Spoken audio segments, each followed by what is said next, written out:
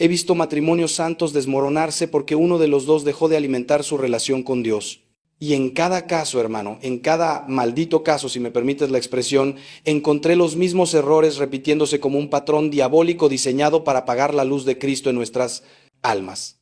Te pregunto ahora mismo, antes de seguir, ¿cuándo fue la última vez que sentiste a Dios cerca? ¿Cuándo fue la última vez que tu oración no fue un conjunto de palabras vacías, sino un verdadero encuentro con el Padre? ¿Cuándo fue la última vez que la Eucaristía te hizo llorar de amor? Que las Escrituras te atravesaron el corazón como una espada de doble filo. Si tienes que pensar mucho la respuesta, hermano, si tienes que rebuscar en tu memoria para encontrar ese momento, entonces estás en peligro. Tu fe está enferma. Y como cualquier enfermedad, si no la atendemos a tiempo, puede llevarnos a la muerte espiritual. Pero escúchame bien, estás a tiempo. Siempre estamos a tiempo mientras tengamos un soplo de vida en el cuerpo, porque nuestro Dios es un Dios de segundas oportunidades, de terceras, de millones de oportunidades. Él nunca se cansa de esperarnos, pero necesitamos despertar, abrir los ojos y reconocer qué está matando nuestra relación con Él. Lo que más me duele, hermanos, es ver cómo muchos cristianos se conforman con una fe mediocre, tibia, como dice el Apocalipsis. Esa fe que no es ni fría ni caliente, que Dios vomita de su boca. Una fe de domingo por la mañana que no transforma el lunes, el martes, el resto de la semana.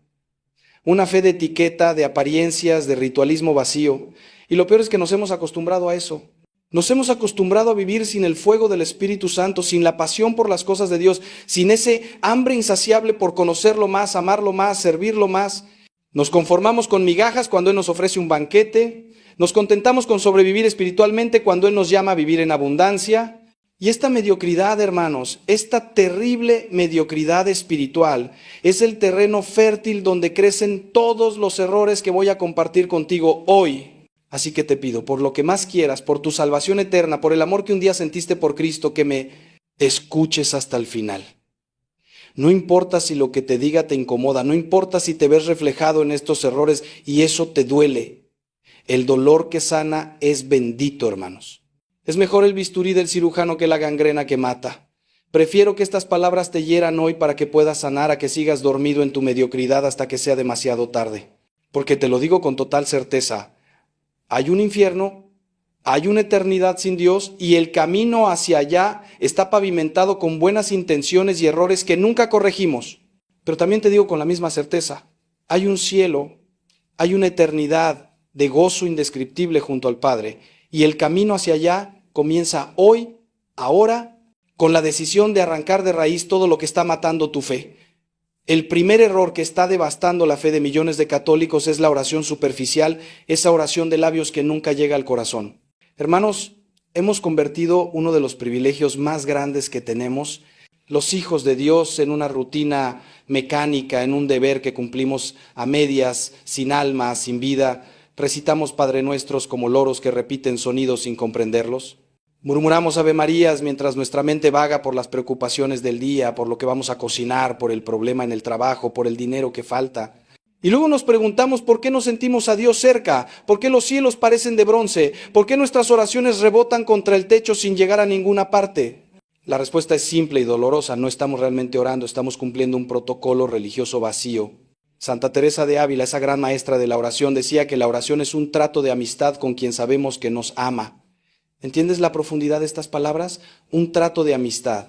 ¿Cómo te sentirías si tu mejor amigo te hablara todos los días, pero nunca te prestara atención, nunca te mirara a los ojos, nunca escuchara lo que le dices? Sí. Solo viniera a ti cuando necesita algo con una lista de peticiones y en cuanto termina de pedirte cosas se va corriendo. Pues eso es exactamente lo que muchos de nosotros hacemos con Dios. Venimos a Él como quien mete una moneda en una máquina expendedora esperando que nos dé lo que queremos. Rezamos nuestro rosario en 10 minutos corriendo, cumplimos con nuestra misa dominical mirando el reloj cada 5 minutos, hacemos nuestras oraciones de la mañana y la noche como quien se lava los dientes, por higiene espiritual, sin amor, sin encuentro real. Te voy a contar algo que vi hace años y que nunca olvidaré. Había un hombre en mi parroquia, llamémosle Antonio, que venía a misa todos los días sin falta. Todos lo veíamos como un modelo de piedad, siempre el primero en llegar, siempre arrodillado en oración antes de la misa. Pero un día vino a verme destruido. Su matrimonio estaba por terminar, su hijo se había metido en drogas y él sentía que Dios lo había abandonado. Me dijo con rabia: Padre, he rezado todos los días de mi vida, nunca he faltado a misa, ¿por qué Dios me hace esto? Y cuando empezamos a hablar en profundidad descubrí algo terrible. Antonio nunca había orado realmente. Recitaba oraciones, sí. Cumplía con sus devociones, por supuesto, pero nunca había tenido una conversación real con Dios. Nunca le había abierto su corazón de verdad. Nunca había escuchado. Su oración era un monólogo donde él hablaba, pero Dios nunca tenía oportunidad de responder porque Antonio nunca se quedaba en silencio para escuchar. Hermanos, la oración no es magia, es relación. No es recitar fórmulas correctamente para que Dios nos dé lo que queremos, es entrar en comunión con Él. Y la comunión requiere presencia, requiere atención, requiere amor. Cuando oras, realmente estás ahí, presente, consciente de que estás ante el Creador del universo que te ama con locura, o tu cuerpo está arrodillado pero tu mente está en 1000 lugares distintos. Jesús mismo nos advirtió contra esto en Mateo cuando dijo: cuando oren no sean como los hipócritas que aman orar de pie en las sinagogas y en las esquinas de las calles para que la gente los vea. Y cuando oren no hagan como los paganos que repiten palabras sin sentido pensando que por mucho hablar serán escuchados. ¿Ves? Cristo nos está diciendo que la oración superficial, la oración de apariencias, la oración mecánica no sirve. Dios no quiere nuestras palabras bonitas, quiere nuestro corazón. El remedio para este error mortal es simple pero radical. Debemos aprender a orar de verdad. Y orar de verdad significa presentarnos ante Dios tal como somos, con nuestra miseria, con nuestras heridas, con nuestros pecados, con nuestras alegrías también. Significa hablarle como le hablarías a alguien que amas profundamente. Significa sobre todo escuchar. ¿Sabes cuál es el problema de la mayoría de los católicos que nunca escuchan a Dios? Hablan, piden, suplican, se quejan, pero nunca se quedan en silencio el tiempo suficiente para oír la voz suave del Espíritu Santo hablándoles al corazón. La oración contemplativa. Ese silencio adorante ante el Santísimo Sacramento, esa meditación profunda de las Escrituras donde le damos tiempo a Dios para que nos hable, eso es lo que nos falta. Sin esto, hermanos, nuestra fe se marchita. La oración superficial nos deja vacíos, cansados, desilusionados, pero la oración profunda, esa que brota del corazón y que nos pone en contacto real con el Padre, esa transforma toda nuestra vida. El segundo error devastador es vivir una doble vida, ser católicos el domingo y paganos el resto de la semana. Este es quizás el veneno más común y más letal para la fe. Hermanos, no podemos tener un pie en el reino de Dios y otro en el reino de este mundo. No podemos comulgar el domingo y vivir en pecado mortal el lunes. No podemos proclamar que Cristo es nuestro Señor y luego vivir como si nunca hubiéramos oído hablar de Él. Jesús fue clarísimo en esto cuando dijo: nadie puede servir a dos señores porque odiará a uno y amará al otro, o se dedicará a uno y despreciará al otro. Y sin embargo, ¿cuántos católicos viven exactamente en esta contradicción? Van a misa, se golpean el pecho, piden perdón, comulgan el cuerpo de Cristo y al salir de la iglesia vuelven exactamente a los mismos pecados, a las mismas mentiras, a las mismas injusticias. He conocido empresarios que vienen a misa todos los domingos con sus familias, que son vistos como pilares de la comunidad, pero que en sus negocios engañan, explotan a sus trabajadores, evaden impuestos y duermen tranquilos porque creen que cumplir con el ritual dominical los absuelve de sus pecados semanales. He conocido mujeres que rezan el rosario diariamente, pero que destrozan reputaciones con su lengua, que siembran cizaña en sus familias, que viven llenas de resentimiento y amargura, pero se sienten santas, porque no faltan a sus devociones. He conocido hombres que van a retiros espirituales y lloran de emoción en la adoración eucarística, pero que en sus casas son tiranos, que engañan a sus esposas, que descuidan a sus hijos, que viven vidas secretas llenas de porquería que jamás confesarían públicamente. Esta hipocresía, hermanos, esta vida dividida, mata la fe más rápido que el ateísmo declarado. ¿Sabes por qué? Porque cuando vivimos esta doble vida, en el fondo de nuestro corazón sabemos que somos mentirosos. Podemos engañar a los demás, podemos mantener nuestra imagen de buenos católicos, pero no podemos engañar a nuestra conciencia y mucho menos podemos engañar a Dios.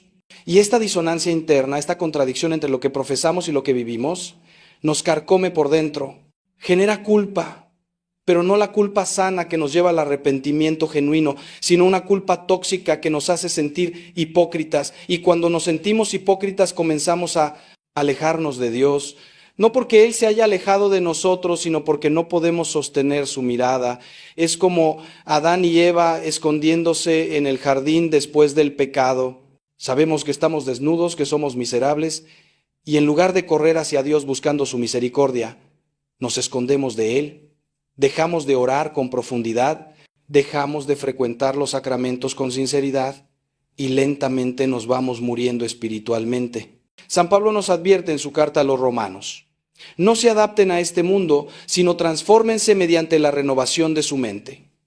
Hermanos, ser cristiano es ser transformado. No es añadir algunas prácticas religiosas a nuestra vida pagana, es dejar que Cristo revolucione cada aspecto de nuestra existencia. Nuestra forma de hacer negocios debe ser cristiana. Nuestra forma de relacionarnos en el matrimonio debe ser cristiana. Nuestra forma de usar internet, de hablar de los demás, de gastar nuestro dinero, de tratar a quienes nos sirven, todo debe estar impregnado del Evangelio. No hay áreas de nuestra vida donde Cristo no tenga derecho a entrar. O Él es Señor de todo o no es Señor de nada. Esta tibieza, esta vida compartimentada donde Dios tiene su espacio el domingo, pero el resto de la semana vivimos según los valores del mundo, es la receta perfecta para la muerte espiritual. El camino de salida de este error requiere una honestidad brutal con nosotros mismos. Necesitamos hacer un examen de conciencia profundo y preguntarnos: ¿realmente vivo lo que creo? ¿Hay coherencia entre mi fe y mi vida? ¿Qué vería alguien que me observara 24 horas al día, 7 días a la semana? ¿Vería a un discípulo de Cristo o vería a alguien que simplemente tiene una afición religiosa entre muchas otras? Y cuando descubramos las áreas de incoherencia, y las descubriremos porque todos las tenemos, necesitamos llevarlas al confesionario con humildad y arrepentimiento genuino. Pero no basta con confesarlas una vez, al mes, para volver a caer en ellas. Necesitamos un compromiso radical de cambio. Necesitamos pedirle al Espíritu Santo que nos dé la fuerza para vivir realmente como hijos de la luz en medio de esta generación torcida. La integridad espiritual, hermanos, esa unidad entre lo que creemos y cómo vivimos, es fundamental para mantener viva la fe. El tercer error que está matando la fe de incontables católicos es el descuido de la Eucaristía, ese tesoro infinito que tenemos y que hemos perdido de vista por la familiaridad. Hermanos, estamos ante el mayor milagro que ocurre en la tierra. En cada misa, el pan y el vino se convierten en el cuerpo y la sangre de nuestro Señor Jesucristo. Es el mismo Cristo que caminó por Galilea, que murió en la cruz, que resucitó al tercer día, haciéndose presente en nuestros altares. No es un símbolo, no es una representación, no es un recuerdo bonito. Es Cristo mismo, real, vivo, presente, ofreciéndose a nosotros para que nos unamos a Él de la forma más íntima posible. Y sin embargo, ¿cuántos católicos van a comulgar como quien hace un trámite, sin preparación, sin adoración, sin una pizca de asombro ante este misterio tremendo? He visto a personas llegar tarde a misa corriendo para alcanzar la comunión como quien no quiere perder el autobús. He visto a gente masticando chicle mientras se acerca a recibir el cuerpo de Cristo. He visto filas interminables para comulgar donde nadie se arrodilla después, donde nadie hace una acción de gracias digna, donde la gente se va de la iglesia antes de que termine la misa como si tuvieran prisa por salir de ahí. Y lo más terrible es que muchos comulgan en pecado mortal sin haberse confesado, convirtiendo lo que debería ser medicina de inmortalidad en su propia condenación, porque como dice San Pablo en 1 Corintios, el que come y bebe sin discernir el cuerpo del Señor, come y bebe su propia condenación.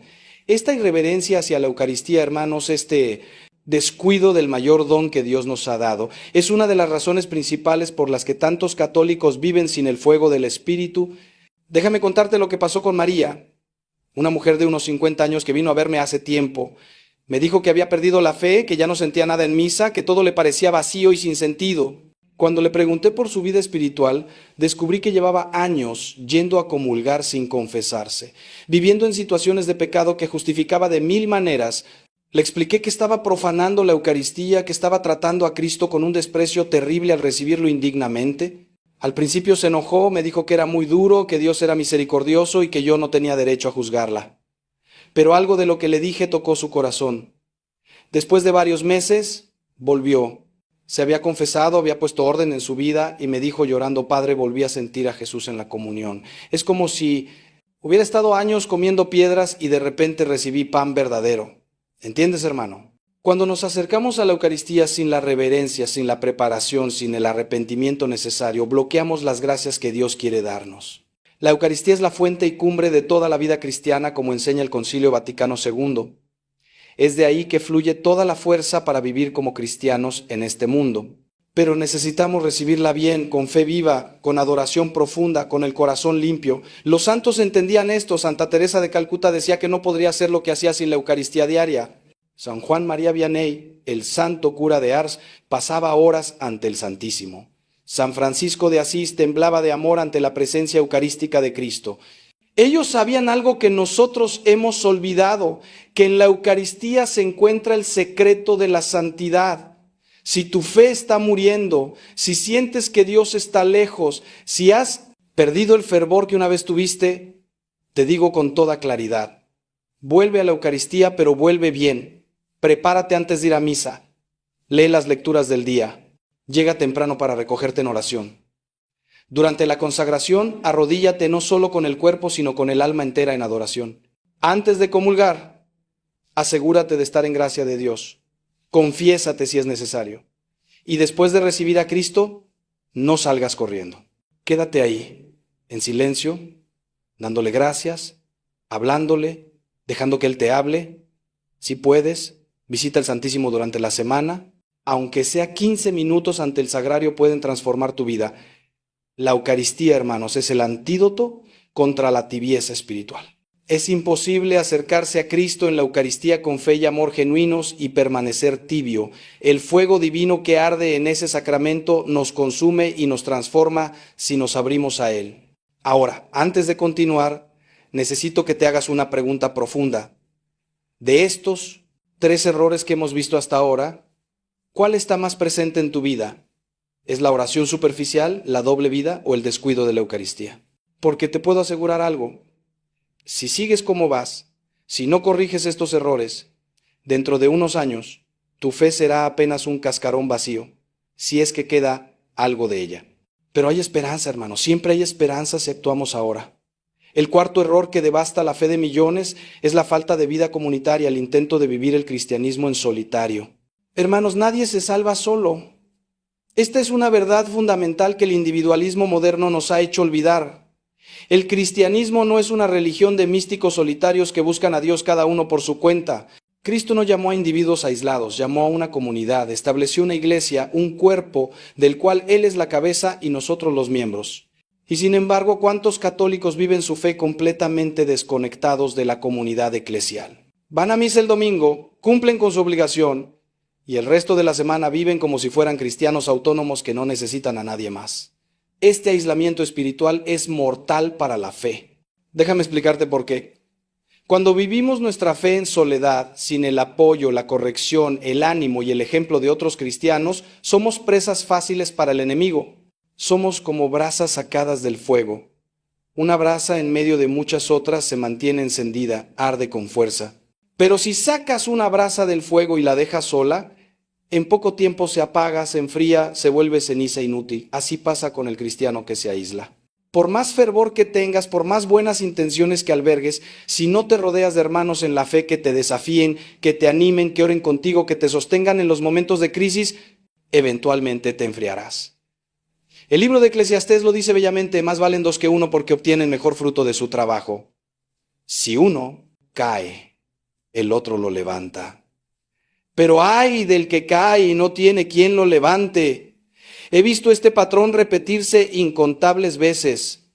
Jóvenes que vienen de retiros espirituales encendidos de amor por Dios, pero que al volver a su vida normal se aíslan, no se integran a ningún grupo de oración, no buscan compañía en su camino de fe y en pocos meses ese fuego se apaga completamente. Matrimonios que atraviesan crisis terribles porque no tienen otros matrimonios cristianos con quienes compartir, de quienes aprender, que los sostengan con su oración y ejemplo. Personas que enfrentan tentaciones fuertes pero que por vergüenza o por orgullo no buscan ayuda en su comunidad parroquial y terminan cayendo una y otra vez en los mismos pecados. El aislamiento nos hace vulnerables, nos debilita, nos expone a las mentiras del demonio que nos susurra que somos los únicos que luchamos con esto, que nadie nos entendería, que estamos solos. Pero hay algo aún más profundo que quiero que entiendas. La vida comunitaria no es solo un apoyo práctico para mantener la fe, es parte esencial de lo que significa ser cristiano. En Primera de Juan leemos, si alguien dice yo amo a Dios pero odia a su hermano, es un mentiroso. Pues el que no ama a su hermano a quien ve, no puede amar a Dios a quien no ve. ¿Entiendes esto? No puedes tener una relación auténtica con Dios si no tienes relaciones auténticas con tus hermanos en la fe. El amor a Dios y el amor al prójimo son inseparables. Y no me refiero al amor abstracto por la humanidad, me refiero al amor concreto por personas reales, con sus defectos, sus manías, sus pecados. En la comunidad parroquial, en los grupos de oración, en el servicio a los pobres junto a otros cristianos, es donde aprendemos a amar como Cristo ama, donde nuestro egoísmo es confrontado, donde crecemos en santidad. La solución a este error es simple, pero requiere humildad. Necesitas involucrarte en la vida de tu parroquia, unirte a un grupo de oración, buscar hermanos en la fe con quienes caminar. Sí, es incómodo. Sí, tendrás que lidiar con personas imperfectas, con horarios que no te convienen, con dinámicas que a veces te irritarán. Pero eso es parte del crecimiento. La comunidad cristiana no es un club de personas perfectas que se reúnen porque son todas maravillosas. Es un hospital de pecadores que se sostienen unos a otros en el camino hacia la santidad. Necesitas hermanos que oren por ti cuando tú no tienes fuerzas para orar. Necesitas hermanos que te digan la verdad con amor cuando estás desviándote del camino. Necesitas hermanos con quienes compartir tus alegrías y tus penas, tus victorias y tus derrotas. Necesitas ser parte del cuerpo de Cristo no solo en teoría sino en práctica. Sin esto, hermano, tu fe no sobrevivirá a las tormentas que vendrán. El quinto error mortal es la ignorancia de la fe, vivir como católicos sin conocer realmente lo que la Iglesia enseña. Hermanos, este es un problema gravísimo en nuestros tiempos. Tenemos millones de católicos bautizados que no saben prácticamente nada de su fe, no han leído la Biblia completa, ni siquiera los evangelios, no conocen el catecismo, no entienden la doctrina básica de la Iglesia. Su formación religiosa se detuvo en la primera comunión o la confirmación y desde entonces viven con una fe infantil que no puede sostenerlos cuando enfrentan las dudas, las tentaciones y los desafíos intelectuales del mundo moderno. Es como enviar a un niño de 10 años a pelear en una guerra. No tiene las armas, no tiene el entrenamiento, no tiene la madurez necesaria. El resultado es predecible. Será vencido. Vivimos en una época de confusión tremenda, ideas contrarias al Evangelio nos bombardean constantemente desde los medios, desde la cultura, desde las redes sociales. El relativismo moral nos dice que no hay verdades absolutas, que cada quien tiene su verdad. La ideología de género ataca el plan de Dios para la sexualidad humana. El secularismo nos dice que la religión debe quedar relegada a la esfera privada. El materialismo nos convence de que solo existe lo que podemos ver y tocar. Y frente a todo esto, ¿cómo puede defenderse un católico que no conoce su fe? ¿Cómo puede responder a las objeciones si nunca se ha tomado el tiempo de estudiar por qué la Iglesia enseña lo que enseña? No puede. Y lo que pasa entonces es que poco a poco comienza a dudar, a relativizar, a pensar que quizás la Iglesia está equivocada, que sus enseñanzas son obsoletas, que necesita actualizarse. He visto a padres de familia católicos incapaces de responder las preguntas de sus hijos adolescentes sobre la fe. He visto universitarios católicos que abandonan la iglesia en su primer año de carrera porque un profesor ateo les presentó objeciones que nunca habían considerado y para las cuales no tenían respuestas. He visto adultos católicos que después de años de ir a misa dominical se van a sectas protestantes, porque allí al menos les enseñan la Biblia. La ignorancia nos hace vulnerables a cualquier viento de doctrina, a cualquier maestro carismático que venga con ideas novedosas pero contrarias a la verdad. San Pablo le advirtió a Timoteo sobre esto: vendrá un tiempo en que no soportarán la sana doctrina, sino que teniendo comezón de oír, se amontonarán maestros conforme a sus propias pasiones, y apartarán sus oídos de la verdad. Pero aquí viene lo que muchos no quieren oír: la ignorancia religiosa no es accidental, es culpable. Hermano, si tienes tiempo para ver series en Netflix, para scrollear en redes sociales, para leer periódicos o novelas, pero no tienes tiempo para formarte en tu fe, el problema no es falta de tiempo, es falta de prioridades. Dios nos ha dado 2000 años de sabiduría acumulada en la iglesia. Tenemos las escrituras, tenemos a los padres de la iglesia, tenemos a los grandes doctores como Santo Tomás de Aquino, San Agustín, Santa Teresa, tenemos el catecismo que explica claramente toda la doctrina católica, tenemos libros, podcasts, videos, recursos increíbles disponibles muchas veces de forma gratuita. No hay excusa para la ignorancia en nuestra generación. La única explicación es la pereza espiritual, la falta de hambre por conocer a Dios y sus caminos. Escúchame bien. Si quieres que tu fe sobreviva, si quieres que sea robusta, adulta, capaz de resistir los ataques de este mundo, necesitas formarte. Lee la Biblia todos los días, no como un deber, sino con hambre de conocer a Cristo más. Estudia el catecismo de la Iglesia Católica, aunque sea un número cada día. Lee buenos libros católicos, escucha enseñanzas de sacerdotes y teólogos sólidos, asiste a charlas de formación en tu parroquia, pregunta cuando no entiendas algo. Busca respuestas a tus dudas en fuentes confiables de la Iglesia, no en Google, donde cualquiera puede publicar cualquier disparate. El Señor nos dice en Oseas: mi pueblo fue destruido porque le faltó conocimiento. No dejes que eso te pase a ti. Una fe informada, una fe que sabe lo que cree y por qué lo cree, es una fe que puede enfrentar cualquier tormenta y salir fortalecida. El sexto error que está devastando la fe es la falta de una vida de penitencia y sacrificio. Hermanos, vivimos en una cultura que huye del sufrimiento como de la peste. Todo es comodidad, placer, facilidad. Buscamos el camino de menor resistencia en todo. Y esta mentalidad ha infectado nuestra vida espiritual. Queremos una fe cómoda. Una fe que no nos cueste nada, que no nos exija sacrificios, que se adapte a nuestro estilo de vida en lugar de transformarlo. Pero Cristo fue absolutamente claro: si alguno quiere venir en pos de mí, niéguese a sí mismo, tome su cruz cada día y sígame. No hay cristianismo sin cruz, hermanos. No hay santidad sin renuncia. No hay gloria de resurrección sin pasar primero por el Calvario. Mira a tu alrededor y verás que hemos perdido completamente el sentido del sacrificio. Los viernes ya casi nadie se abstiene de comer carne, ni siquiera en Cuaresma. El ayuno se ha vuelto opcional. Algo que hacen solo los muy devotos o los extremistas religiosos según la mentalidad moderna. La penitencia, la mortificación, el ofrecer pequeños sacrificios a Dios durante el día. Todo esto parece cosa del pasado, de un catolicismo anticuado que necesitaba castigar el cuerpo porque lo veía como malo. Y entonces tenemos católicos que se permiten todos los caprichos, todos los placeres, todas las comodidades y que nunca han experimentado el poder liberador de negarse a sí mismos algo por amor a Dios.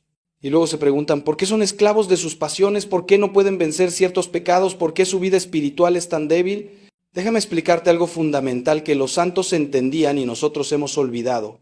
La penitencia y el sacrificio no son castigos, son entrenamiento espiritual. Cuando te niegas un capricho, cuando ayunas, cuando ofreces una pequeña incomodidad a Dios, estás ejercitando tu voluntad, estás entrenando tu alma para dominar tus impulsos, estás creciendo en libertad interior. Un hombre que nunca se niega a nada se convierte en esclavo de sus deseos. Pero un hombre que practica la mortificación, que dice no a su cuerpo cuando éste le pide cosas que no necesita, ese hombre se vuelve libre. Ya no es arrastrado por cada antojo, por cada tentación.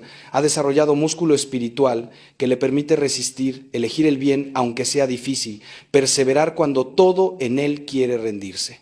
Además hay un misterio profundo aquí que San Pablo explica en Colosenses. Ahora me alegro de mis sufrimientos por ustedes y completo en mi carne lo que falta a las aflicciones de Cristo, por su cuerpo que es la iglesia.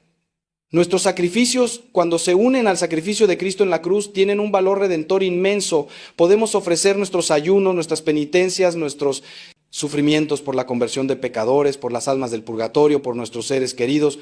Esta es una de las enseñanzas más hermosas del catolicismo, que nada se desperdicia cuando se ofrece a Dios con amor. Ese dolor de cabeza que tienes, esa enfermedad que padeces, ese sacrificio que haces de levantarte temprano para orar aunque tu cuerpo quiera quedarse en la cama, todo eso adquiere un valor eterno cuando lo unes a la cruz de Cristo. Hermanos, si tu fe está muriendo, si te sientes débil espiritualmente, si caes una y otra vez en los mismos pecados, necesitas recuperar la práctica de la penitencia. Empieza poco a poco.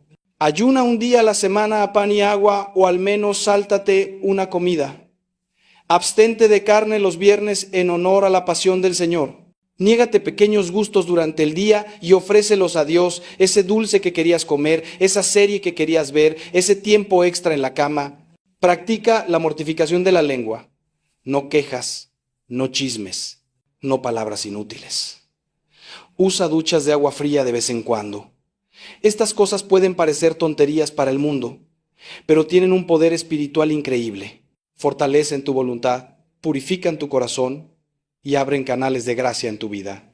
Los santos más grandes fueron maestros de la penitencia, no porque fueran masoquistas, sino porque sabían que esta es la medicina que cura el alma enferma de egoísmo y apego desordenado a las cosas de este mundo. El séptimo y último error que está matando la fe de tantos católicos es vivir sin misión, sin un sentido de propósito apostólico. Hermanos, hemos reducido el cristianismo a algo que hacemos para nuestro beneficio personal, para nuestra paz interior, para asegurarnos un lugar en el cielo, pero ese no es el cristianismo que Cristo fundó. Él no nos llamó simplemente a ser salvados, nos llamó a ser salvadores con Él.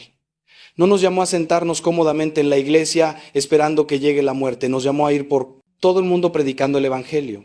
Cada cristiano, sin excepción, está llamado a ser apóstol, a ser misionero, a ser testigo de Cristo en su familia, en su trabajo, en su vecindario, donde quiera que esté. Pero la realidad es que la mayoría de los católicos viven su fe de forma completamente pasiva. Van a misa, cumplen con sus devociones privadas y ahí termina todo. Nunca han compartido su fe con nadie. Nunca han invitado a alguien a conocer a Cristo. Nunca han dado testimonio explícito de lo que Dios ha hecho en sus vidas. Tienen familiares alejados de Dios, compañeros de trabajo que viven sin esperanza, vecinos que no conocen el amor de Cristo, pero ellos guardan silencio. Por miedo, por vergüenza, por respeto humano, por cobardía, no abren la boca. Y esta falta de misión tiene un efecto devastador en su propia fe, porque una fe que no se comparte se marchita. Una fe que se queda encerrada en el corazón, sin expresarse hacia afuera, se asfixia. Piénsalo así. Imagina un manantial de agua fresca. Si ese manantial fluye, si el agua sale y riega la tierra alrededor, el manantial se mantiene puro, fresco, lleno de vida. Pero si bloqueas la salida del manantial, si el agua no puede fluir, ¿qué pasa? Se estanca, se pudre, se llena de algas y suciedad, deja de ser agua viva. Así pasa con nuestra fe. Cuando la compartimos, cuando damos testimonio, cuando nos atrevemos a hablar de Cristo a otros, nuestra propia fe se fortalece. Cada vez que explicamos por qué creemos, cada vez que defendemos nuestra fe ante objeciones, cada vez que compartimos lo que Dios ha hecho en nuestra vida, algo se fortalece dentro de nosotros. Pero cuando guardamos silencio, cuando escondemos nuestra fe como si fuera algo privado que no debe salir a la luz pública, esa fe se debilita, pierde vitalidad, se convierte en algo tibio e insípido. Además, hermano, tenemos una responsabilidad tremenda. Vivimos en un mundo que se está hundiendo en la oscuridad. Millones de personas a nuestro alrededor viven sin conocer el amor de Dios, sin esperanza, sin paz, sin propósito. Están buscando, muchas veces en los lugares equivocados, lo que solo Cristo puede dar. Y nosotros que hemos encontrado la perla de gran precio, que conocemos al Salvador, nos quedamos callados. San Pablo decía, ay de mí si no predico el Evangelio. Sentía esa urgencia, esa necesidad imperiosa de compartir la buena nueva. Y nosotros vivimos tranquilos mientras la gente a nuestro alrededor se condena por falta de conocimiento del Evangelio. Jesús dijo claramente, ustedes son la luz del mundo. Una ciudad en lo alto de un monte no puede esconderse. Ni se enciende una lámpara para ponerla debajo de un cajón, sino sobre el candelero para que alumbre a todos los que están en la casa. La solución a este séptimo error es radical pero transformadora. Necesitas encontrar tu misión. Pregúntale al Señor en oración qué quiere que hagas. ¿A quién te está llamando a alcanzar con su amor? Quizás es tu cónyuge que se ha alejado de la fe. Quizás son tus hijos que necesitan ver en ti un testimonio vivo de cristianismo auténtico. Quizás es ese compañero de trabajo que está atravesando una crisis. Quizás es algún ministerio en tu parroquia donde puedes servir. Quizás es compartir contenido de fe en redes sociales. Quizás es visitar enfermos, servir a los pobres, enseñar catecismo. Las oportunidades son infinitas. Pero lo que no puedes hacer es quedarte cruzado de brazos. Dios te salvó para algo. Te rescató de las tinieblas no solo para que te salves tú, sino para que seas instrumento de salvación para otros. Cuando encuentres esa misión y empieces a vivirla, verás cómo tu propia fe se enciende con un fuego nuevo. Ahora bien, antes de terminar, necesito que entiendas algo crucial. Estos 7 errores no actúan aisladamente. Se alimentan unos a otros, se refuerzan mutuamente. La oración superficial lleva a la doble vida. La doble vida produce irreverencia hacia la Eucaristía. El descuido de la Eucaristía nos debilita para vivir en comunidad. El aislamiento aumenta nuestra ignorancia. La ignorancia hace que no valoremos la penitencia. Y la falta de penitencia y de misión nos deja sin propósito, cayendo de nuevo en la oración superficial. Es un círculo vicioso descendente hacia la muerte espiritual. Pero hermanos, escuchen esto con esperanza. Así como estos errores se refuerzan mutuamente en sentido negativo, cuando empezamos a corregirlos se refuerzan mutuamente en sentido positivo. Cuando comienzas a orar de verdad, con profundidad, descubres la hipocresía de tu doble vida y te duele, te lleva a la conversión. Cuando te conviertes de verdad, te acercas a la Eucaristía con nuevo amor y reverencia. Cuando recibes bien la Eucaristía, deseas compartir ese regalo con otros en comunidad. La comunidad te forma, te enseña, reduce tu ignorancia. El conocimiento profundo de la fe te lleva a valorar la penitencia. La penitencia te fortalece para vivir tu misión. Y la misión enciende tu oración con nuevo fervor. Es un círculo virtuoso ascendente hacia la santidad. Por eso te digo, no te desanimes si te has visto reflejado en todos estos errores. No te sientas condenado. Al contrario, alégrate de que el Espíritu Santo te haya hecho consciente de estas áreas donde necesitas crecer. La conciencia del problema es el primer paso hacia la solución. Ahora sabes qué está matando tu fe. Ahora puedes hacer algo al respecto. No tienes que corregir todo de golpe. De hecho, te aconsejo que no intentes hacerlo porque terminarás abrumado y frustrado. Escoge uno de estos errores, el que sientas que es más urgente en tu vida, y comprométete a trabajar en él durante un mes completo. Ponlo en oración, busca ayuda si la necesitas. Y cuando veas progreso ahí, ataca el siguiente. Te prometo algo, hermano, si tomas en serio esto que te he compartido hoy, si realmente te comprometes a arrancar de raíz estos errores de tu vida, dentro de un año serás una persona completamente diferente espiritualmente. Tu fe no solo habrá sobrevivido, habrá florecido. Habrás pasado de ser un cristiano tibio y mediocre a ser un discípulo apasionado de Cristo, y ese cambio no solo te beneficiará a ti, transformará a todos los que te rodean. Porque una persona encendida de amor por Dios es como un fuego que enciende otros fuegos, que ilumina las tinieblas, que calienta a los que están cerca. Hermanos míos queridos, llegamos al final de esta reflexión que me ha salido del corazón con lágrimas.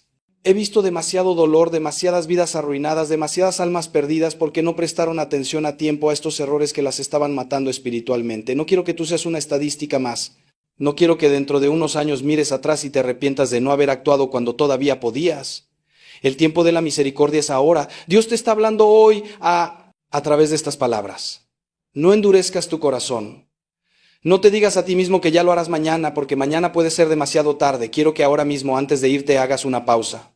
Cierra los ojos si estás en un lugar donde puedes hacerlo. Lleva tu mano al pecho y siente tu corazón latiendo. Mientras late, mientras respiras, mientras vives, hay esperanza. Dios no ha terminado contigo. Él está dispuesto a restaurar tu fe, a reavivar ese fuego que se estaba apagando, a darte una nueva oportunidad. Pero necesitas dar el primer paso. Necesitas reconocer humildemente que has fallado, que has cometido estos errores, que necesitas su gracia para cambiar. Háblale ahora con tus propias palabras desde lo más profundo de tu ser. Dile que lo sientes, dile que quieres volver a Él con todo tu corazón. Y ahora te voy a pedir algo concreto. No dejes que este mensaje se quede solo en ti. Si estas palabras han tocado tu corazón, si algo de lo que te he dicho te ha movido, comparte este contenido con alguien que lo necesite. Todos conocemos a alguien cuya fe está en peligro, que está alejándose de Dios. ¿Saben cuántas veces he entrado a una casa donde los matrimonios se están matando a gritos, donde los hijos se están prostituyendo, donde reina el odio más visceral y he encontrado una hermosa cruz sobre la puerta de entrada? ¿Saben cuántas veces he consolado a madres que lloran porque sus hijos se suicidaron y en el cuarto del muchacho había un crucifijo mirando toda esa desesperación sin que nadie lo mirara a él? ¿Por qué, hermanos? ¿Por qué tenemos al Rey del Universo clavado en nuestras paredes y vivimos como esclavos del infierno? ¿Por qué tenemos la fuente de toda gracia presidiendo nuestros hogares y nuestras familias se están muriendo de sed espiritual? ¿Por qué? Yo se los voy a decir con toda la crudeza que mi corazón sacerdotal puede soportar. Porque hemos traicionado la cruz, porque la hemos convertido en un amuleto sin alma, porque la heredamos de nuestros abuelos, la colgamos donde ellos la tenían y ahí se quedó como un recuerdo de museo, como una reliquia de un pasado que ya no entendemos ni queremos entender. Tenemos la cruz en la pared, pero hemos expulsado a Cristo de nuestros corazones. Tenemos el crucifijo en la sala, pero hemos entronizado al demonio en nuestras vidas. Y ahora, en este momento, mientras me escuchan, hay algo terrible sucediendo en sus hogares. Hay una batalla espiritual que ustedes ni siquiera están viendo. Hay demonios paseándose por sus cuartos, susurrando mentiras al oído de sus hijos, inyectando veneno en sus matrimonios, robando la paz, sembrando la discordia, preparando la destrucción total de todo lo que ustedes aman. Y esa cruz que está en la pared, esa cruz que podría ser su salvación, está ahí impotente, no porque no tenga poder, sino porque ustedes no le han dado permiso para actuar, porque el poder de la cruz solo se activa con la fe. Y ustedes, hermanos, ustedes que me escuchan ahora mismo, ¿cuándo fue la última vez que miraron esa cruz? ¿Cuándo fue la última vez que se arrodillaron ante ella? ¿Cuándo fue la última vez que le hablaron a Cristo crucificado y le dijeron: Señor, necesito que reines en esta casa, que salves a esta familia, que expulses todo lo que no viene de ti? Yo he visto cosas en mis 50 años de sacerdocio que les helarían la sangre. He visto familias literalmente poseídas por espíritus inmundos mientras la cruz los miraba desde la pared sin poder hacer nada porque nadie la invocaba. He visto matrimonios destruirse en adulterios, en pornografía, en violencia doméstica, mientras Cristo crucificado era testigo mudo de toda esa podredumbre. He visto jóvenes cortarse las venas en baños donde había un crucifijo colgado que nadie les enseñó a mirar con fe. Y cada vez que veo esto, cada vez que llego tarde a salvar un alma, cada vez que tengo que cerrar los ojos de un muerto que se condenó teniendo la salvación a 1 metro de distancia, algo se rompe dentro de mí. Porque yo sé, hermanos, yo sé por experiencia lo que esa cruz puede hacer cuando se la toma en serio.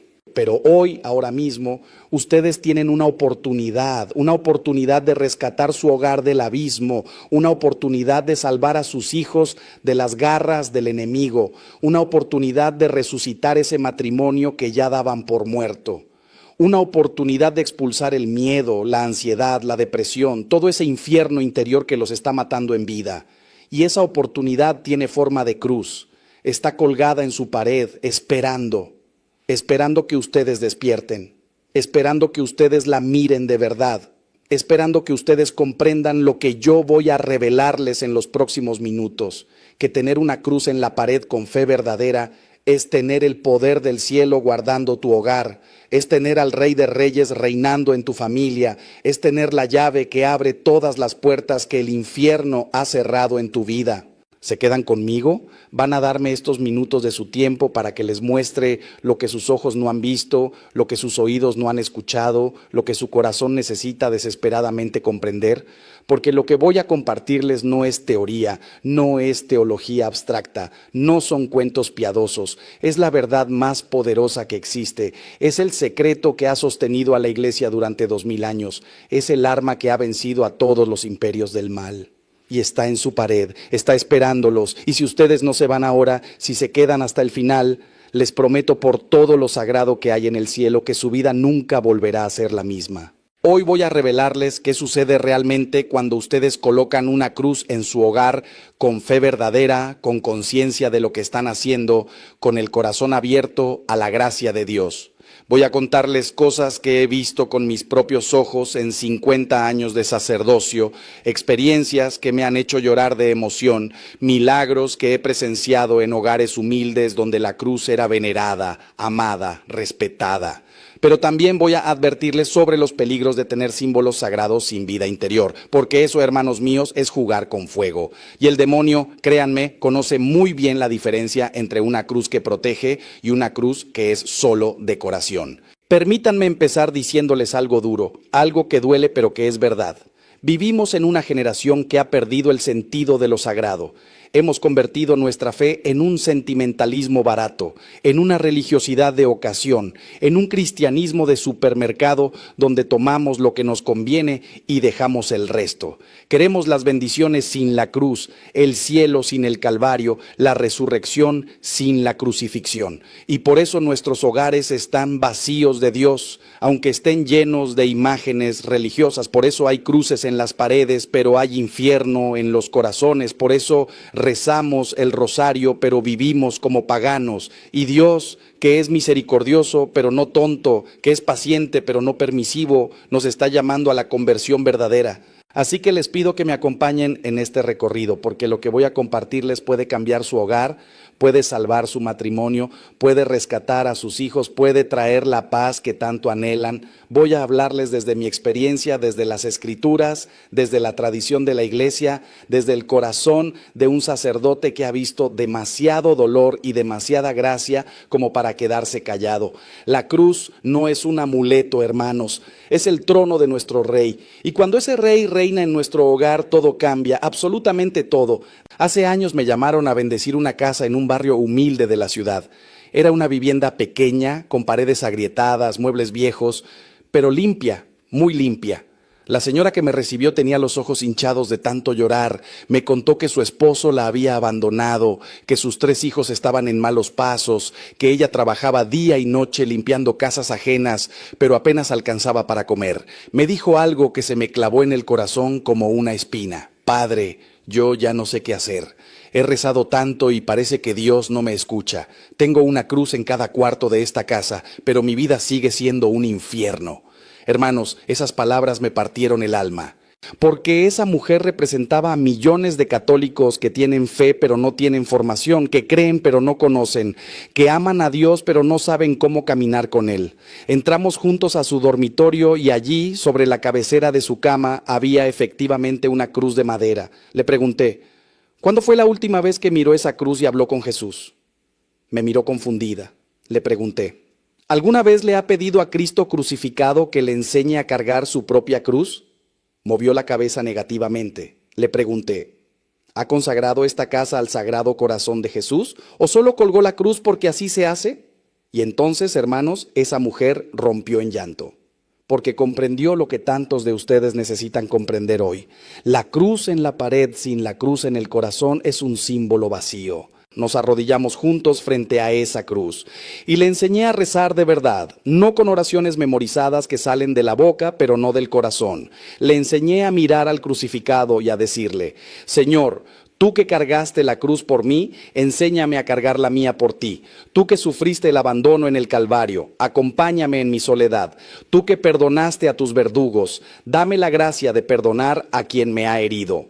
Y créanme, hermanos, algo sucedió en ese momento. No hubo truenos ni relámpagos, no apareció ningún ángel con espada de fuego, pero esa mujer se encontró con Cristo de verdad por primera vez en su vida.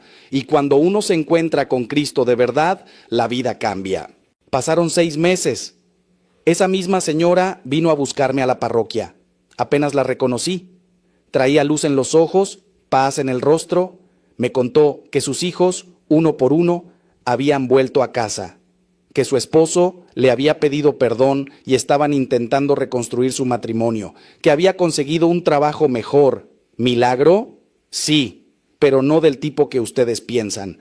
El milagro fue que esa cruz dejó de ser un objeto y se convirtió en una presencia. El milagro fue que esa mujer dejó de ver la cruz como una estampita de buena suerte y la empezó a vivir como un encuentro diario con el amor de Dios. El milagro fue la conversión. Y la conversión, hermanos míos, siempre trae consigo la transformación de toda la realidad que nos rodea. Por eso les digo con toda la fuerza de mi corazón, si ustedes tienen una cruz en su casa, pero no tienen intimidad con el crucificado, empiecen hoy, hoy mismo, no mañana, no cuando se sientan más santos, no cuando las cosas mejoren. Ahora, vayan a esa cruz, mírenla con los ojos del alma y díganle a Jesús, Señor, perdóname por haberte tenido como un adorno. Quiero que seas el rey de este hogar, el centro de mi familia, la razón de mi existencia. Y verán, hermanos, verán con sus propios ojos cómo empieza a cambiar todo. Porque donde Cristo reina, el demonio huye. Donde la cruz es venerada, el pecado pierde poder. Donde el crucificado es amado, el amor vence al odio. Ahora bien, hay algo que necesito explicarles con mucha claridad para que no caigamos en supersticiones ni en interpretaciones erróneas de nuestra fe. La cruz no es un amuleto mágico, no funciona como esos objetos de las religiones paganas o de la nueva era que prometen protección automática solo por estar presentes. La cruz es un sacramental Y los sacramentales, nos enseña la Iglesia, actúan en la medida de nuestra fe y nuestra disposición interior. Es decir, la eficacia de la cruz en nuestro hogar depende de la calidad de nuestra relación con Cristo. Si vivimos en pecado mortal, si tenemos odios guardados, si practicamos la injusticia, si somos hipócritas que rezamos el domingo pero vivimos como paganos de lunes a sábado, la cruz no nos va a proteger mágicamente. San Pablo nos dice en su carta a los Gálatas: en cuanto a mí, Dios me libre de gloriarme si no es en la cruz de nuestro Señor Jesucristo. Fíjense bien en estas palabras. Pablo no dice que se gloría en tener una cruz colgada en su tienda de campaña. Se gloría en la cruz como evento salvífico, como misterio de amor, como entrega total de Cristo por nosotros. La cruz es el resumen de toda la fe cristiana. En ella vemos el amor de Dios llevado hasta el extremo, la obediencia del Hijo hasta la muerte, la redención de toda la humanidad. Por eso, cuando nosotros colocamos una cruz en nuestro hogar con verdadera fe, estamos diciendo: en esta casa creemos que Jesucristo murió y resucitó por nosotros. En esta casa nos acogemos a su sacrificio redentor. En esta casa queremos vivir según el Evangelio. Pero vean ustedes la diferencia. Hay personas que tienen la cruz como tienen una herradura para la buena suerte o un trébol de 4 hojas. Piensan, esto me va a proteger del mal de ojo, de las energías negativas, de la mala suerte. Hermanos, eso no es fe católica, eso es superstición. Y la superstición es ofensiva para Dios porque reduce su poder infinito a una fórmula mágica, como si Dios fuera un genio de la lámpara que cumple deseos. Dios no es un sirviente de nuestros caprichos. Dios es nuestro Padre amoroso que quiere nuestro bien verdadero, no nuestros antojos. Y nuestro bien verdadero pasa siempre por la cruz, por el camino estrecho del Evangelio, por la conversión y la santidad. Entonces, ¿qué significa tener una cruz en la pared con verdadera fe? Significa reconocer que sin Cristo no somos nada, que sin su gracia estamos perdidos, que necesitamos su salvación cada día. Significa recordar constantemente que Él nos amó primero, que Él dio su vida por nosotros cuando éramos pecadores, que Él nos llama a seguirle cargando nuestra propia cruz. La cruz en la pared es un recordatorio visual de nuestra identidad cristiana. Es como una bandera que dice: esta es una casa cristiana, aquí se vive según Cristo, aquí el Señor es el dueño. Y créanme, hermanos, el demonio entiende perfectamente ese mensaje, por eso tiembla cuando ve una cruz verdaderamente venerada. He conocido casos de posesión diabólica en mi ministerio. No muchos, gracias a Dios, porque las posesiones reales son raras, pero los he conocido. Y en todos esos casos, sin excepción, el demonio manifestaba un odio visceral hacia la cruz. No podía siquiera mirarla, gritaba, blasfemaba, se retorcía cuando se le mostraba el crucifijo. ¿Por qué? Porque la cruz es su derrota. En la cruz, Cristo destruyó el poder del diablo sobre nosotros. En la cruz, el príncipe de este mundo fue expulsado. En la cruz, la muerte fue vencida y nosotros fuimos liberados. Por eso, hermanos, una cruz puesta con fe en un hogar es como una fortaleza espiritual. El enemigo puede rondar, puede atacar, pero no puede entrar donde Cristo reina. Ahora déjenme llevarlos más profundo. Quiero que entiendan qué sucede exactamente en términos espirituales cuando ustedes colocan una cruz bendecida en su hogar y la veneran con fe auténtica. Primero, están proclamando públicamente su fe. En un mundo que niega a Dios, que se burla de la religión, que persigue a los cristianos, ustedes están diciendo: yo creo en Jesucristo crucificado. Eso requiere valor, hermanos, especialmente hoy, cuando es más fácil ser tibio, cuando es más cómodo esconder la fe, cuando parece más inteligente ser políticamente correcto que ser fiel a Cristo. Pero recuerden las palabras del Señor: el que se avergüence de mí ante los hombres, yo me avergonzaré de él ante mi Padre que está en los cielos. Segundo, están consagrando ese espacio a Dios. Consagrar significa apartar algo para uso sagrado, dedicarlo exclusivamente a Dios. Cuando ustedes ponen una cruz en su dormitorio y dicen: no, Señor, este lugar te pertenece, están invitando a Cristo a ser el guardián de su intimidad, de su descanso, de su vida matrimonial. Y créanme, eso cambia las cosas. He visto matrimonios al borde del divorcio que se reconciliaron cuando aprendieron a orar juntos ante la cruz antes de dormir. He visto hombres vencer adicciones a la pornografía porque pusieron un crucifijo frente a su computadora y le pidieron a Cristo que guardara sus ojos. He visto mujeres encontrar paz en medio del insomnio porque aprendieron a mirar la cruz en las noches de angustia y a depositar sus cargas en el crucificado. Tercero, están creando un punto de encuentro con Dios. La cruz se convierte en ese lugar de la casa donde ustedes van a rezar, a reflexionar, a encontrarse con el Señor. Es como un pequeño altar doméstico. Nuestros abuelos lo entendían mejor que nosotros. Ellos tenían sus altarcitos en casa con la cruz, con imágenes de la Virgen y los santos, con veladoras encendidas. Y allí se reunía la familia a rezar el rosario, a encomendar el día, a pedir por los enfermos. Hoy hemos perdido eso. Hoy la cruz está en la pared, pero la familia está dispersa, cada uno con su celular, cada uno en su mundo. Y luego nos preguntamos por qué hay tanta división, tanta frialdad, tanta distancia entre padres e hijos. Cuarto, están estableciendo un símbolo de protección espiritual. Y aquí necesito ser muy claro. La protección no viene de la cruz en sí misma como objeto material. La protección viene de Cristo y nosotros nos acogemos a esa protección mediante la fe simbolizada en la cruz. Es como cuando Moisés levantó la serpiente de bronce en el desierto. Los israelitas que miraban la serpiente levantada eran sanados, no porque el bronce tuviera poderes mágicos, sino porque ese acto de mirar era un acto de fe en la promesa de Dios. De la misma manera, la cruz en nuestro hogar es eficaz cuando la miramos con fe, cuando acudimos a ella en la tentación, cuando nos refugiamos en el poder de Cristo crucificado. Quinto, están educando a sus hijos en la fe. Los niños aprenden más de lo que ven que de lo que escuchan. Si ellos crecen viendo que en su casa hay una cruz, que sus padres se santiguan al pasar frente a ella, que la familia se reúne a rezar ante el crucifijo, que papá y mamá hablan de Jesús con amor y respeto, esos niños van a interiorizar la fe de una manera que ninguna catequesis formal puede lograr. Pero si la cruz está ahí solo como decoración, si nadie la mira, si no se reza ante ella, entonces les estamos enseñando a nuestros hijos que la religión es pura formalidad, puro folclore, y no nos extrañemos cuando de adolescentes la abandonen por completo. Y ahora, hermanos míos, necesito hablarles de algo que me preocupa profundamente. He visto en algunos hogares que la cruz ha sido reemplazada por otros símbolos.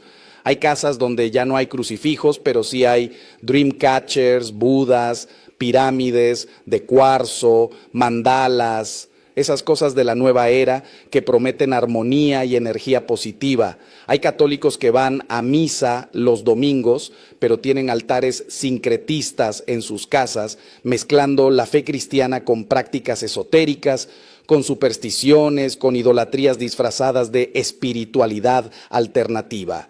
Y esto, hermanos, es gravísimo, porque no se puede servir a dos señores. No se puede tener a Cristo en la pared y al demonio en el corazón. El primer mandamiento es clarísimo: no tendrás otros dioses delante de mí. No dice que puedes tener a Dios y además un poquito de esto y un poquito de aquello. Dice que Dios debe ser el único, el primero, el absoluto en nuestra vida. Y cuando nosotros colocamos una cruz en nuestro hogar, estamos declarando que Jesucristo es nuestro único Salvador, nuestro único Señor, nuestro único camino a la verdad y a la vida. No hay salvación en otro nombre, no hay poder en ningún otro símbolo. Solo en la cruz de Cristo hay redención, solo en su sangre hay purificación, solo en su resurrección hay esperanza de vida eterna. Por eso, si ustedes tienen en su casa objetos de origen dudoso, cosas relacionadas con el ocultismo, con la santería, con la brujería, con la nueva era, les suplico que las saquen hoy mismo. No las regalen, no las vendan, quémenlas o destrúyanlas, porque esas cosas son puertas abiertas al enemigo, son como invitaciones al demonio para que entre en sus hogares, y luego nos quejamos de que hay peleas constantes, enfermedades raras, pesadillas, opresiones espirituales. Hermanos, si dejamos la puerta abierta, no nos sorprendamos cuando entran los ladrones. Si invitamos al enemigo con nuestras prácticas sincretistas, no nos extrañemos cuando destruye nuestra paz. Recuerdo el caso de una familia que vino a consultarme porque su hijo pequeño tenía terrores nocturnos terribles. El niño despertaba gritando, decía que veía sombras en su cuarto, no podía dormir solo. Los padres lo habían llevado a psicólogos, a pediatras, le habían hecho estudios y todo salía normal. Cuando visité su casa para bendecirla, encontré en el cuarto del niño un Dreamcatcher que le habían regalado, supuestamente para protegerlo de las pesadillas. Les expliqué que esos objetos no son inocuos, que tienen un origen en prácticas espirituales ajenas a nuestra fe. Lo retiramos, consagramos el cuarto al Sagrado Corazón, pusimos una cruz bendecida sobre la cuna del niño y les enseñé a los padres a rezarle todas las noches. ¿Saben qué pasó? Los terrores nocturnos cesaron completamente, hermanos, porque donde Cristo reina, el miedo huye. Ahora ustedes podrán decirme, pero padre, eso es casualidad, el niño simplemente creció y se le pasó. Y yo les respondo, llevo 50 años en el ministerio sacerdotal, he visto demasiadas casualidades de este tipo como para creer que son coincidencias. He visto adictos que llevaban 20 años esclavizados a las drogas liberarse completamente cuando consagraron su vida al crucificado. He visto mujeres maltratadas encontrar la fuerza para salir de relaciones abusivas cuando aprendieron a orar ante la cruz. He visto hogares al borde del colapso económico experimentar milagros de provisión cuando pusieron su confianza en la divina providencia y no en amuletos o supersticiones. No, hermanos, no son casualidades, es el poder de Dios actuando en la vida de quienes le abren la puerta con fe genuina. Escúchenme bien, porque esto que voy a decirles ahora es crucial para que ustedes comprendan la dimensión real de lo que estamos hablando. Vivimos en medio de una guerra espiritual. No es una metáfora, no es una exageración piadosa, es una realidad que San Pablo describe en su carta a los Efesios. Nuestra lucha no es contra la carne y la sangre, sino contra los principados, contra las potestades, contra los dominadores de este mundo tenebroso, contra los espíritus del mal que están en las alturas. Esta guerra es real, hermanos. El demonio existe, aunque la cultura moderna lo niegue. El infierno es real, aunque los predicadores tibios no quieran hablar de él. Y cada uno de nosotros está en el campo de batalla, queramos o no. Y en esta guerra espiritual, la cruz es nuestra arma más poderosa. Por eso el demonio odia tanto la cruz. Por eso las sociedades secretas que sirven al maligno profanan cruces y crucifijos. Por eso los satanistas hacen sus rituales invirtiendo la cruz. Porque saben que la cruz es el símbolo de su derrota. Cuando Jesús murió en la cruz, pronunció esas palabras triunfales: todo está cumplido. Y con esas palabras selló la victoria sobre el pecado, la muerte y el demonio. La cruz no es un signo de derrota, hermanos. La cruz es el estandarte de la victoria de Cristo. Y nosotros, al tenerla en nuestros hogares, estamos plantando esa bandera victoriosa en nuestro territorio. Pero para que esta arma sea efectiva, necesitamos aprender a usarla. Y se usa con la oración, con la vida sacramental, con la coherencia entre lo que creemos y lo que vivimos. He visto personas que tienen cruces por todas partes, pero viven en pecado mortal. Adulterios, robos, injusticias, odios, venganzas. Y luego se quejan de que Dios no los escucha, de que no tienen paz, de que sus vidas son un desastre. Pero hermanos, ¿cómo va a protegerlos la cruz si ustedes están del lado del enemigo de la cruz? ¿Cómo va a actuar el poder de Cristo en sus vidas si ustedes le dan la espalda cada día con sus pecados? Sería como pretender que un paraguas nos proteja de la lluvia si nosotros mismos lo tiramos al suelo. La cruz en la pared debe ir acompañada de la cruz en la vida. Y la cruz en la vida significa decir no al pecado, sí a la voluntad de Dios. Significa perdonar cuando nos ofenden, amar cuando nos odian, bendecir cuando nos maldicen. Significa ser fieles en el matrimonio aunque haya tentaciones. Significa ser honestos en los negocios aunque todos sean corruptos. Significa educar a los hijos en la fe aunque la cultura los arrastre hacia el relativismo. Significa ir a misa todos los domingos